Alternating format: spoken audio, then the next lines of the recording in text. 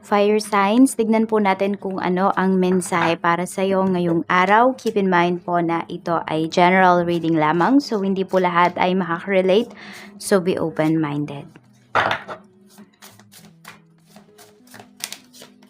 We have, I wish I could be a different person.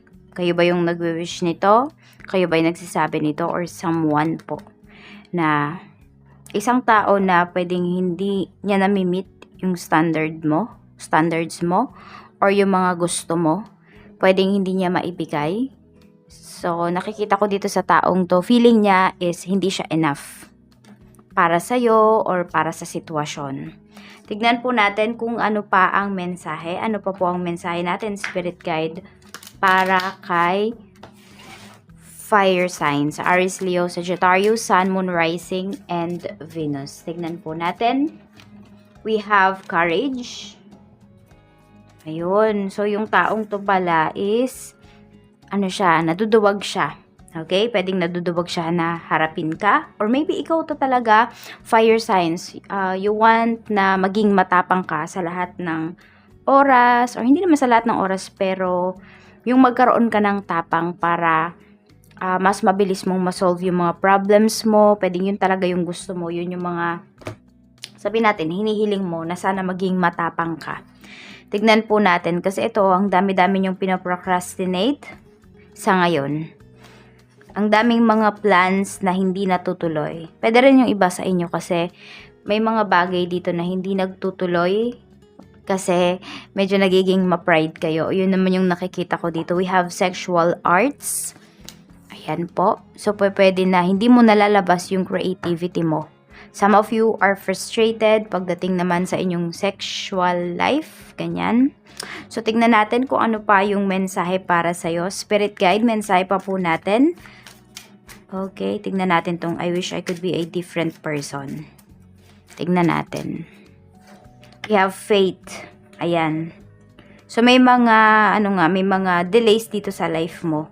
And yung taong to, pwedeng hindi niya yung nagugustuhan, or ikaw yan, fire signs, hindi mo nagugustuhan yung mga delays sa life mo ngayon. Ano naman po itong courage, Spirit Guide?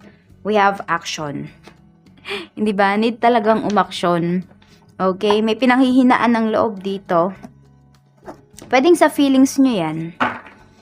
Kaya yung iba sa inyo, ayan pwedeng pinipili nyo na lang is maging cold para yung coldness na to is pwedeng pangtapal or pagpapanggap.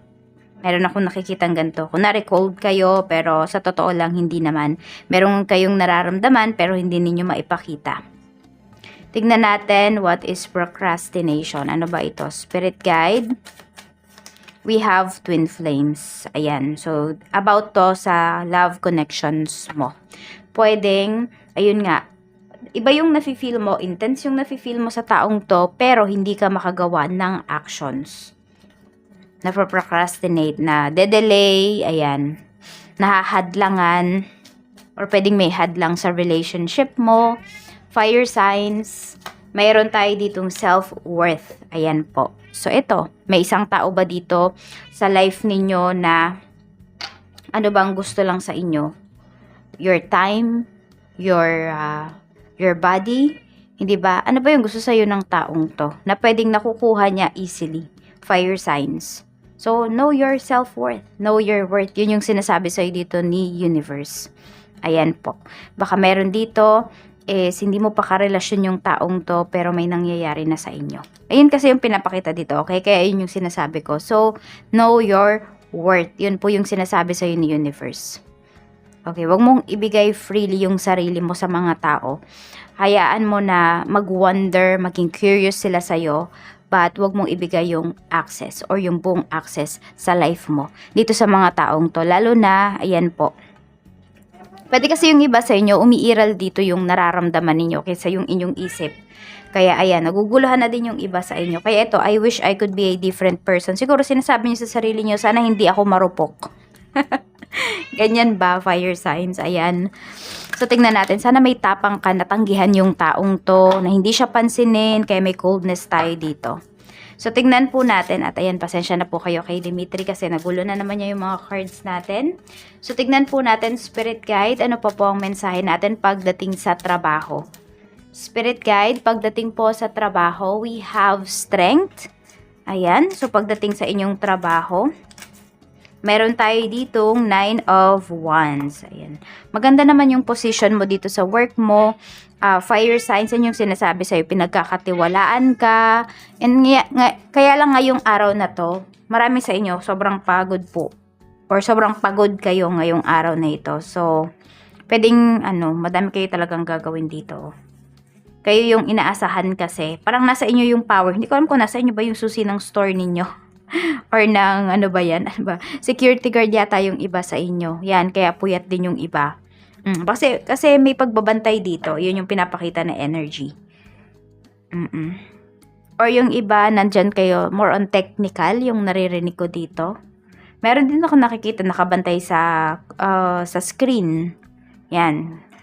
More on CCTV yung nakikita ko dito. So, tignan po natin ano pa yung mensahe pagdating naman sa negosyo. We have 9 of Cups. Marami sa inyo, maganda yung energy ninyo pagdating dito sa inyong negosyo.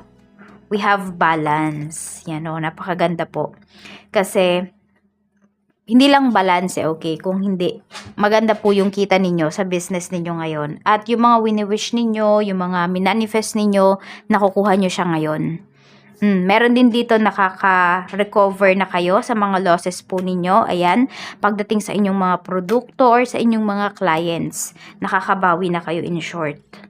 Tignan natin. So, happy kayo sa kung ano man yung nangyayari sa business ninyo ngayong araw. Pagdating naman po sa kaperahan, we have Knight of Wands. Ayan. Pagdating naman dito sa inyong kaperahan, tignan mo, puro apoy yung nandito. So, pwede po na ang ganda talaga ng opportunities na lumalapit sa inyo. Yan, no?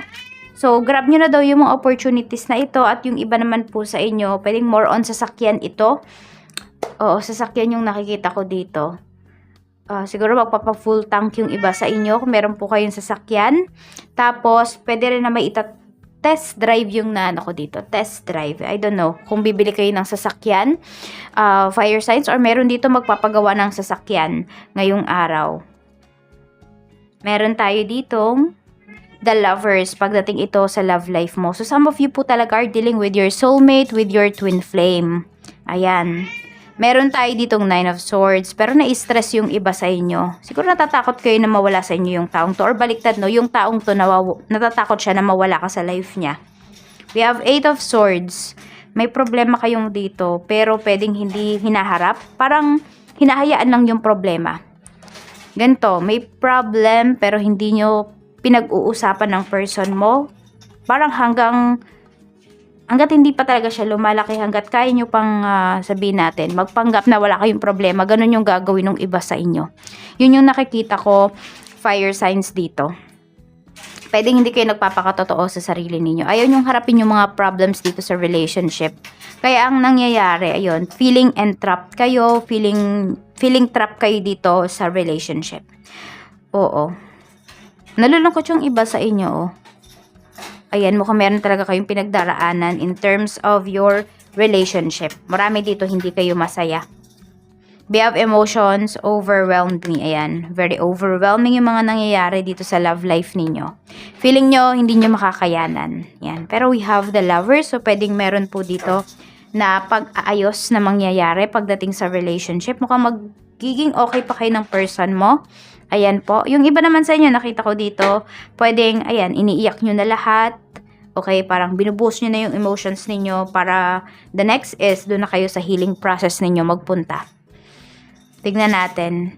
So, nakikita ko dito, nandun din yung the art of acceptance pagdating sa life ninyo ngayon, fire sign. So, ito yung mga lucky numbers mo. We have number 30, number 8, number 33. Tapos, we have number 21. Okay, so ito yung mga bonus number para sa'yo. We have 3 9s, so 999. So, may endings talaga na paparating sa'yo dito. Kung ito man po ay pagdating sa finances, endings, what I mean is, may mababayaran kayo dito kung meron kayong mga utang, ganyan. Or kung merong may utang sa inyo, mababayaran na po kayo. Tapos, may ending din dito, ayun, ending sa suffering ninyo, kung saan man kayo naghihirap ngayon. Ayan po, paparating na talaga siya. And we have number 8, which is abundance. So, may paparating, may matatapos, pero may paparating na ginhawa din naman sa inyo. Kaya, mas maganda mag-focus kayo sa inyong sarili. Fire signs ngayong araw na ito. At kung ano man itong mga emotions at ano man itong mga feelings na need ninyong maramdaman, isramdamin nyo po yan. Huwag nyong pipigilan, okay? Kasi magiging disturbing yan para sa inyo sa mga susunod na araw pag pinigilan nyo po. So, lucky color mo is orange. So, be creative. Ayun po yun. I don't know if that is solar plexus chakra. If I'm not mistaken, yun yung kulay niyan. Oo. Tama ba? Hindi ko alam na. Tama. Oh, yes. So, ayan po. Maraming salamat. Mag-iingat po kayo always and more blessings to come.